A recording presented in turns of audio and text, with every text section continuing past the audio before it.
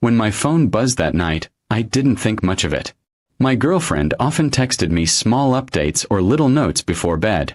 But when I opened her message, my chest tightened. It read, "I'm staying at my ex's tonight. Deal with it." For a moment, I thought it had to be some sort of twisted joke. But as I stared at the words, I realized she was dead serious. I didn't reply with the anger she was probably expecting. Instead, I wrote back just 2 letters. Okay. Then I set the phone down and let out a long breath. I wasn't going to waste energy begging someone to respect our relationship. If she wanted to throw it away so casually, I would help her make the exit faster. As I sat in the silence of my apartment, memories of our 2 years together flashed through my mind. The nights we stayed up talking about our future, the promises she made that I believed in, the way she swore I was the only one she wanted.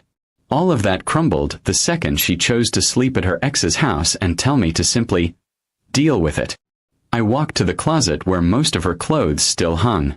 With calm, steady movements, I began pulling them off the hangers and folding them into the suitcase she left under the bed. Each piece of clothing felt like another lie I had believed. Her favorite sweater, the dress she wore on our anniversary, even the scarf I bought her last winter. Everything went into that suitcase without hesitation. Once her clothes were packed, I moved on to her bathroom items.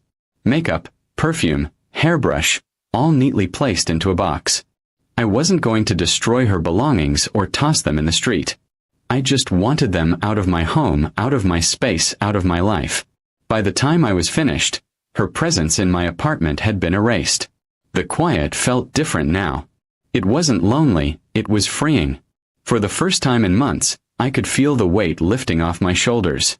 Maybe deep down I knew something like this was coming. Her late nights, her constant texting with friends, her sudden need for space, all the signs had been there. I just refused to read them.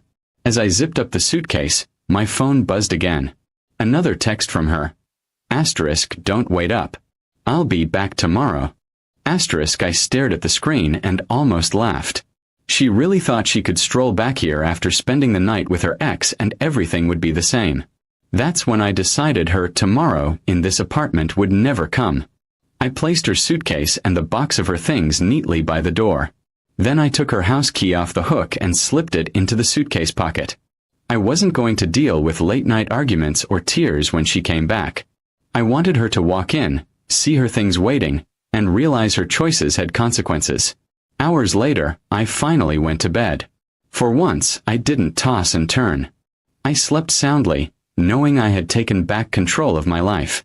When I woke up the next morning, I made coffee and waited calmly for the sound of her key turning in the lock. But instead, I heard a knock on the door. She didn't even try the key. Maybe she had already sensed something was different. When I opened the door, she stood there, still in yesterday's clothes, her eyes tired but defiant. Her gaze immediately dropped to the suitcase by her feet. "What's this supposed to mean?" she asked, her voice sharper than usual. I simply said, "It means you don't live here anymore." Her mouth opened in shock, as if she couldn't believe I'd actually followed through. She tried to argue, tried to say it was just one night, and that I was overreacting. But I stayed calm and repeated, "You made your choice last night. This is mine." The more she spoke, the clearer it became that she never expected me to stand up for myself. Eventually, she gave up and grabbed the suitcase handle. I watched her drag it down the hall, muttering under her breath. But I didn't feel sadness. I felt relief. For the first time in a long while, I wasn't trapped in her games. I was free from the constant worry and disrespect.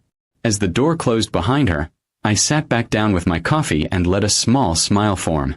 It hurt to realize she wasn't the person I thought she was, but it was better to know now than later. Love should never feel like a battlefield where one person holds all the power. I had lost her, but in truth I had gained something much more valuable. My self-respect. That was the morning I promised myself something.